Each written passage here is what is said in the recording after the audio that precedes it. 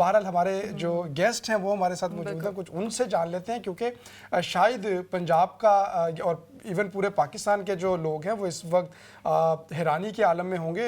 नूरुल्लाह साहब ने हमें ज्वाइन कर लिया, बहुत शुक्रिया अहमद, ये नूरुल्लाह क्या साहब। बात है हैरानी वाली? क्या उन्होंने काम इतना किया, उन्होंने मेहनत इतनी की है तो उनको उनका हक नहीं बनता? वो अगर ओहदे मतलब मेंबर असम्बली बन गया, इतनी मेहनत करके करोड़ों खर्च करके वो पहुंचते हैं, ऑल्दो के करोड़ों खर्च करने की अच्छा, उनको इस दफ़ा इजाजत तो नहीं है। चले खर्च तो शायद किए हों, इस दफ़ा तो वो फॉर्म 45 47 की वजह से भी मेहनत ज़रा ज़्यादा करनी पड़ी। बहरहाल नूरुल्लाह साहब मौजूद हैं। Sir thank you very much, आप हमारे साथ मौजूद हैं। कुछ ये बताइएगा, इसके ऊपर तो हंसा जाए, रोया जाए, गुस्सा किया जाए, खुशियाँ मनाई जाए कि इतनी तरक्की हो गई है पाकिस्तान में कि 1 लाख जिसकी तनख्वाह थी उसको 9 लाख तक इजाफा कर दिया गया है उसकी तनख्वाह में। तो ये क्या क्या सिनेरियो डेवलप हो रहा है पंजाब में? बहुत शुक्रिया। हंसने की बातें तो आपने सारी खुद ही बता दी हैं। बहुत ज़्यादा मेहनत करनी पड़ी उन्हें, और आपने उसको जब फॉर्म 47 और 45 से लिंक कर दिया तो फिर मुझे नहीं समझ आ रही फिर आप मेहनत एमएनएस या एमपीएस की कहाँ से आ गई उसमें मेहनत। वो तो जो इल्ज़ाम लगाने वाले भी हैं वो किसी और पर इल्ज़ाम लग रहा है, फिर तो पैसे उनके पड़ने चाहिए थे। और पाकिस्तान जैसे मुल्क में जो न सिर्फ माशी बहरान का शिकार है बल्कि बहुत बड़ी तादाद लोग जो है बड़ी गुर्बत की ज़िंदगी गुजार रहे हैं। ख़त गुर्बत से नीचे भी बहुत से लोग हैं जहाँ पे 2.5 करोड़ लोग स्कूल बच्चे जो हैं वो स्कूलों में नहीं जा सकते। इस तरह के बेशुमार मसाइल हैं, इन चीज़ों से बिल्कुल इनकार नहीं किया जा सकता।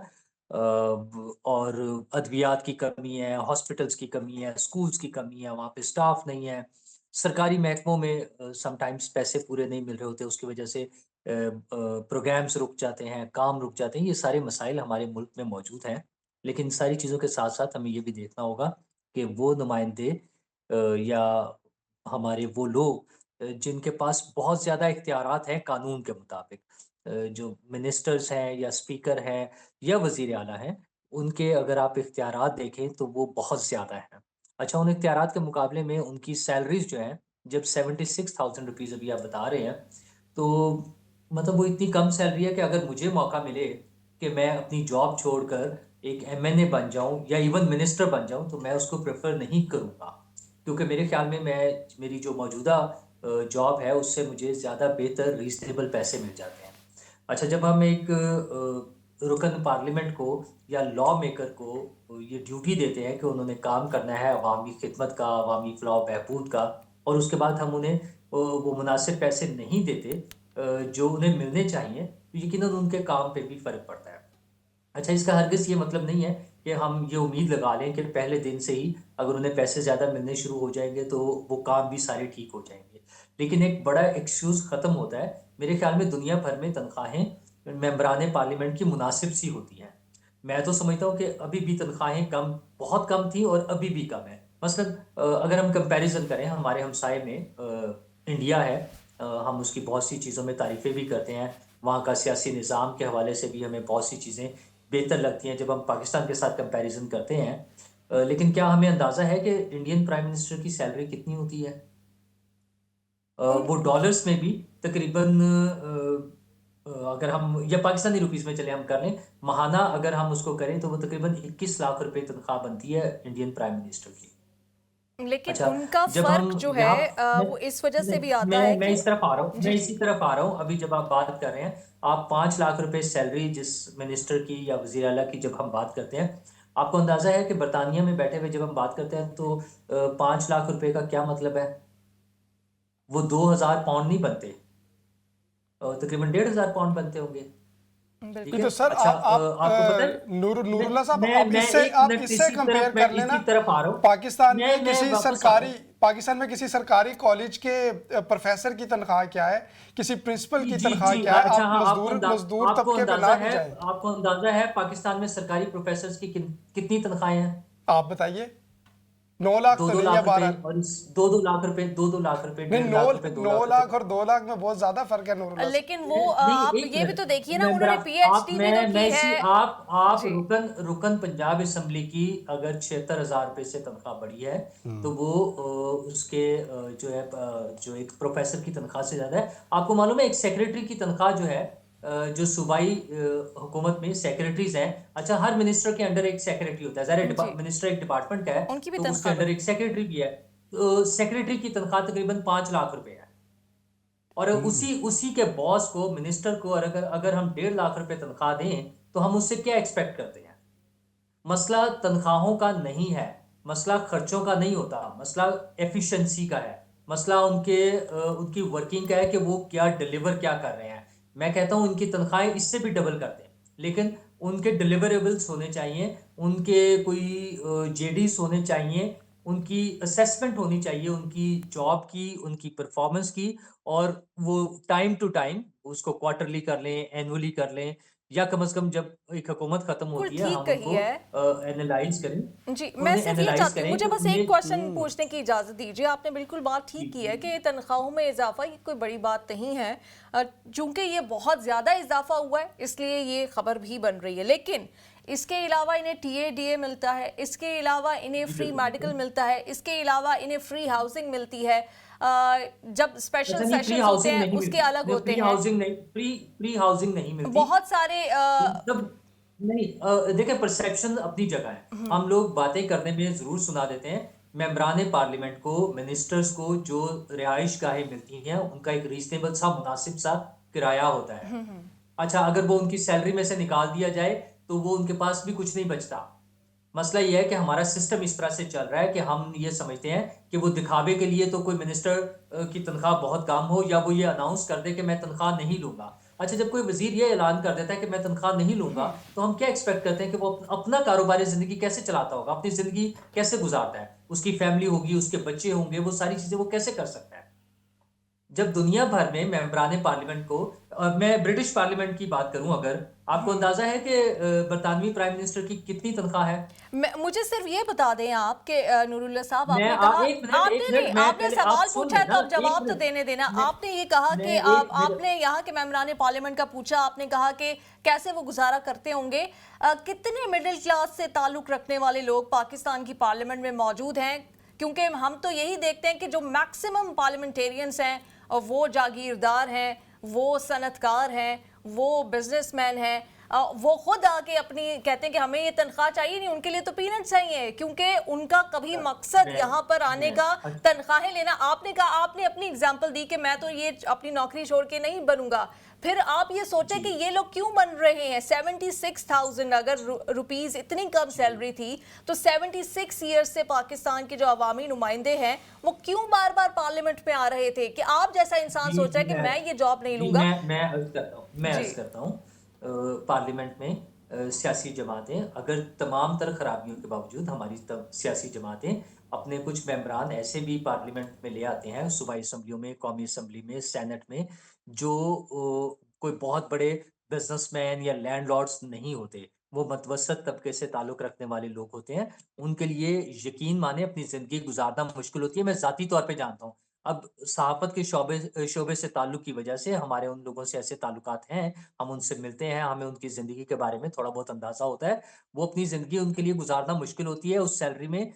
वो लोग जो बड़े बिज़नेसमैन या लैंडलॉर्ड्स नहीं हैं। अच्छा, जब ये चीज़ें मुनासिब हो जाएँगी, लोगों को मिलेगा, इसमें पोटेंशियल नज़र आएगा और उन्हें मुनासिब सी तनख्वाहें मिल रही होंगी। मेरे ख़्याल में ये मसलन मैं अपनी, जब जब मैंने मिसाल पेश की है कि अगर मुझे मौका मिलता है तो मैं कंसिडर कर सकता हूँगा। अच्छा, मेरे सिर्फ कंसिडर करने से बात नहीं है, क्या पॉलिटिकल पार्टी मुझे इस सेटअप में लेकर आएगी? तो आप यकीन मानें कि पॉलिटिकल पार्टीज़ ऐसे लोगों को लेकर आती हैं। आपने सिंध से ऐसे लोगों को देखा है, खुसूसन वो जो हमारे अक़लियती बिरादरी से ताल्लुक़ रखने वाले लोग हैं, जो अगर उनका फाइनेंशियल स्टेटस देखा जाए तो वो कोई बहुत वेल ऑफ लोग नहीं थे। हमने उनको असेंबली में, पार्लियामेंट में आते हुए देखा है। इसी तरह मैं पंजाब असेंबली के कुछ लोगों को जानता हूँ। इसी तरह मैं एक सेनेटर को जानता हूँ, जो एक ऐसी जॉब पर थे जहाँ पे उनको बहुत अच्छी सैलरी मिल रही थी, लेकिन सेनेट की जो मिलती है पैसे, वो बहुत कम है।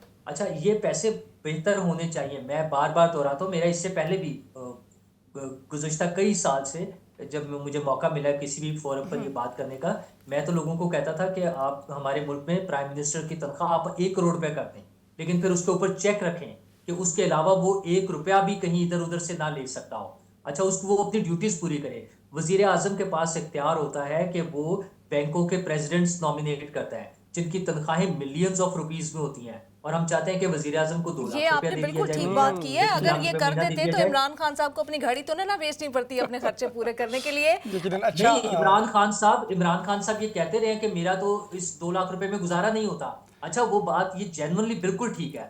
दूसरी तरफ हमारे मुल्क में जो मिनिमम वेजेस हैं वो 36,000 या अब इतने इसके करीब पहुंच गए हैं। अच्छा, वो बहुत कम है, लोगों का उसमें गुजारा नहीं हो सकता, उसको बढ़ाने की जरूरत है।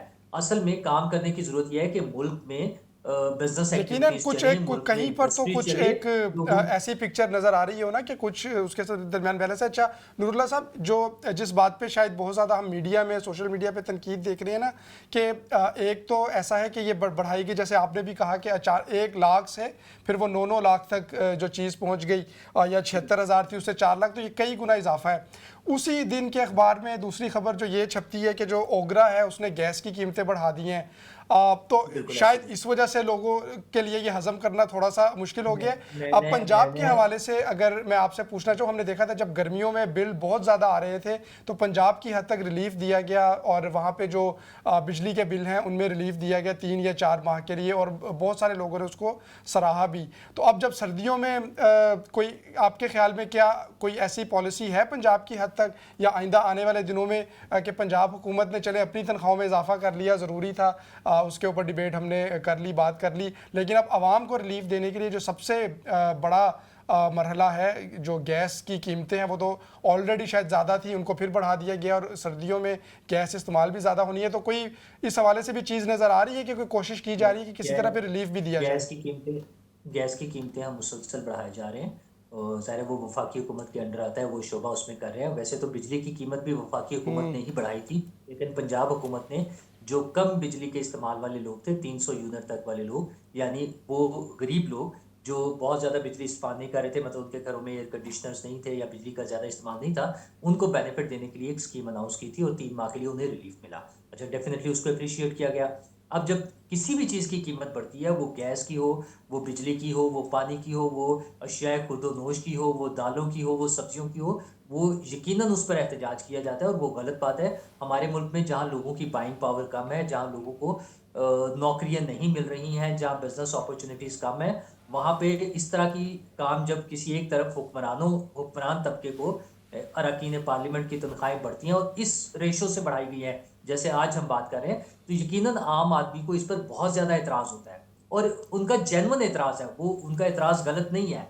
मैं जिस एंगल से बात कर रहा था, मैं इस बात को फेवर नहीं कर रहा हूँ कि उन्होंने बहुत अच्छा काम किया है। मैं ये चाहता हूँ कि उनकी तनख्वाहें ज़्यादा हों, ताकि उनके पास ये एक्सक्यूज़ ना हो कल को कि हमारे पास तो हमारा गुजारा नहीं होता था, और जो करप्शन हो रही होती है हमारे यहाँ अमूमन जो इल्ज़ामात लगते हैं, उसके साथ हमारी अकाउंटेबिलिटी 100 अगर ये 200% या 500% तनख्वाहें बढ़ाई गई हैं, तो उनकी अकाउंटेबिलिटी भी नूरुल्लाह 500% साहब, बढ़ाई लेकिन जानी आपकी चाहिए। बात मैं उसके समझ गई बाद हूँ कि वो आप एक रुपए की भी करप्शन हो तो उनको माफ नहीं करना वाइडर चाहिए, पिक्चर में ये उनको कह चेक रहे हैं, करना चाहिए। लेकिन करप्शन से उनको बचाने के लिए क्या हमारे पास यही तरीका है? फिर इसका मतलब हर महकमे में हजारों लाखों जो सरकारी मुलाजमीन है उनकी तनख्वाहों में भी इतना इतना इजाफा ही किया जाए, इस वजह से कि ये अब तो मतलब हर कोई अपने अपने लेवल पे करप्शन कर ही रहा है। कोई 5,000 ले लेगा, कोई 10,000 ले लेगा, तमाम इदारों में काम रुक जाते हैं। इस बेस पे सारों की फिर सारों सरकारी मुलाजमीन की तनख्वाहें भी इसी सारे शरह सरकारी से, इसी मुलाजमीन की परसेंटेज से तनख्वाहें बढ़ाई हर साल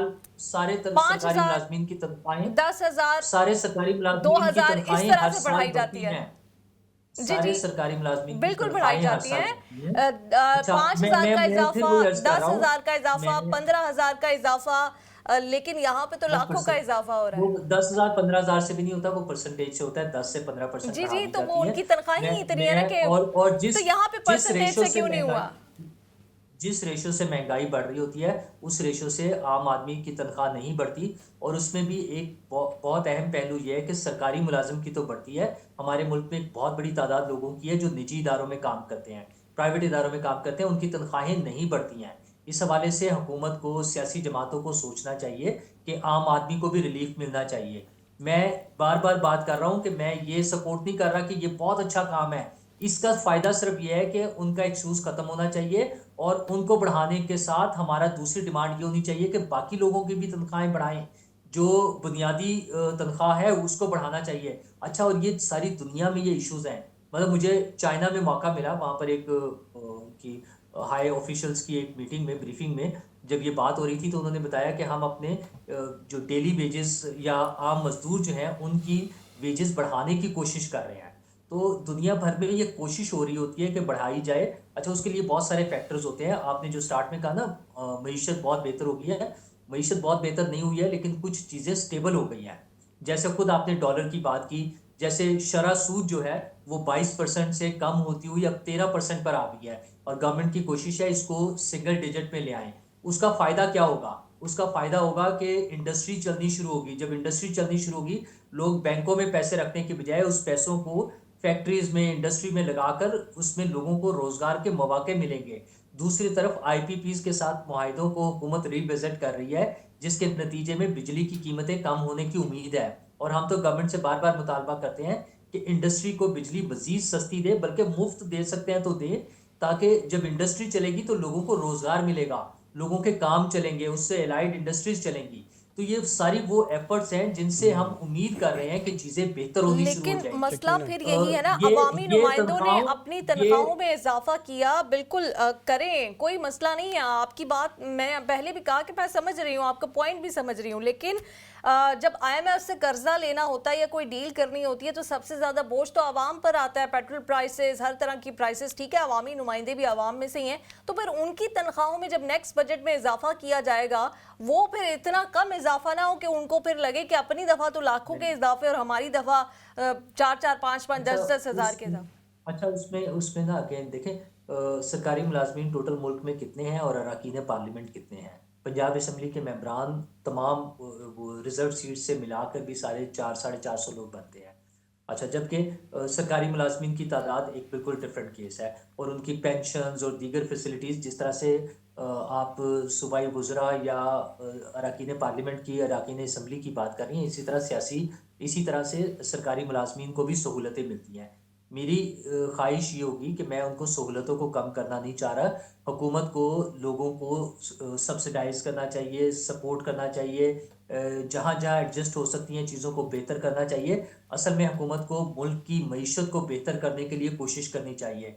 बचत करके पैसे रोक कर नहीं हो सकता काम। पैसों अपनी इनकम बढ़ाने की ज़रूरत है, कारोबारी मौके बढ़ाने की ज़रूरत है। हाँ, वो जो आईएमएफ की बात कर रहे हैं उसमें ऑप्टिक्स के लिए बहुत ज़रूरी है, उनको दिखाने के लिए भी कि हम कोशिश कर रहे हैं बचत की। तो उसमें तनख्वाहों के अलावा जो बड़ी लग्जरी गाड़ियां खरीदी जाती हैं उसमें बचत होनी चाहिए। अगर जहाज़ और हेलीकॉप्टर्स खरीदे जाते हैं तो उसमें जहां पॉसिबिलिटी है, जहां गुंजाइश है, उसमें बचत होनी चाहिए।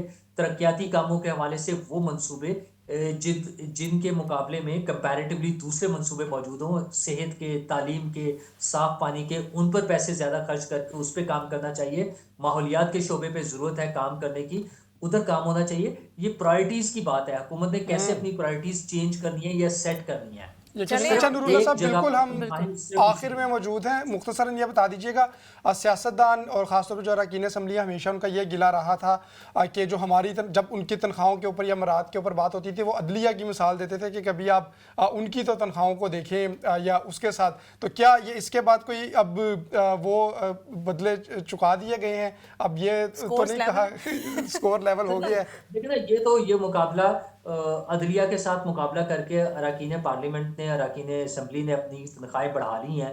कल को डॉक्टर्स चाहेंगे कि उनकी तनख्वाहें बढ़ा दी जाएं। अच्छा, फिर जैसे आप असातिज़ा की बात कर रहे थे, प्रोफेसर्स की बात कर रहे थे, मुख्तलिफ ग्रुप्स में जब लोग होंगे इस तरह से बातें उठती रहेंगी या आवाज़ उठती रहेगी। ज़रूरत इस अमर की है कि हम अपनी सियासी जमातों से, अपनी हुकूमतों से डिमांड ये करें कि उनका काम लोगों की फलाह बहबूद है, और उसके लिए उनके पास क्या प्लान्स हैं। अनफॉर्चुनेटली वो जो हमारा मसला है ना, जिंदाबाद और मुर्दाबाद से निकल के हमें अपने असल इश्यूज की तरफ आना चाहिए। हमें किसी एक सियासी लीडर के जानिसार बनने की बजाय हमें उस पार्टी का प्रोग्राम देखना चाहिए कि वो अवाम के लिए क्या प्रोग्राम वो पार्टी लेकर आई है, और उस पर अमल करते हैं या नहीं करते। इंतखाबी नारे बहुत खूबसूरत होते हैं, मंशूर अगर उठा के देखें तो हमें लगता है कि इसके बाद तो सारी दुनिया तब्दील हो जाएगी। लेकिन बिल्कुल। हमें अपनी पॉलिटिकल पार्टी से पूछना चाहिए, जब वो 1 साल, 2 साल, 3 साल, 5 साल मुकम्मल करते हैं, तो हमें उनसे पूछना चाहिए कि वो जो हमसे उन्होंने बिल्कुल। वादे किए थे, जो वो नारे नूरुल्लाह लगाए साहब थे, यकीनन उसमें क्या चीजें पूरी की। दुरुस्त शो का वक्त बिल्कुल खत्म हो बिल्कुल। रहा है, लेकिन आपसे बड़ी दिलचस्प गुफ्तगू हुई और बहुत अच्छा लगा कि एक काउंटर आर्ग्यूमेंट यकीनन, भी और आपकी ज़रूरी है जानिब से आया नीलम, और हमें पता चला कि ठीक है कि उनके भी मसाइल हैं अवामी नुमाइंदों के भी, और वो भी अवाम में से ही लीडर्स बनकर आए हैं। गिले शिकवे अपनी जगह, लेकिन कोई भी उनके जो माली मसाइल हैं वो भी एड्रेस होने चाहिए। बहुत शुक्रिया, आपने वक्त दिया।